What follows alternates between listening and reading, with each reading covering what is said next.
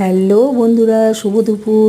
দেখো আজকে আমি লাঞ্চ মেনুতে কী কী বানিয়েছি। বাইরে তো প্রচণ্ড গরম, এই গরমে একটু হালকা হালকা খাওয়াই ভালো। যেহেতু আজকে মঙ্গলবার, তাই আজকে নিরামিষ পটল আলু একটু বরবটি আর টমেটো দিয়ে একটু গামাখার মতো বানিয়েছি। আর একটু ডাল, ছেলে আমার ডেলি ডাল খায়, ডাল। আর বানিয়েছি পালং শাক ভাজা। আর ভাত তো আছেই, লাস্টে খেতে বসবো।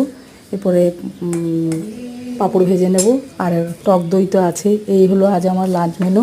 তোমাদের কেমন লাগলো আমাকে কমেন্ট করে জানিও। সবাই খুব ভালো থেকো, আনন্দে থেকো, আর এই গরমে সবার শরীর যেন খুব ভালো যায়। চলো আবার পরের ব্লগে দেখা হবে। টাটা।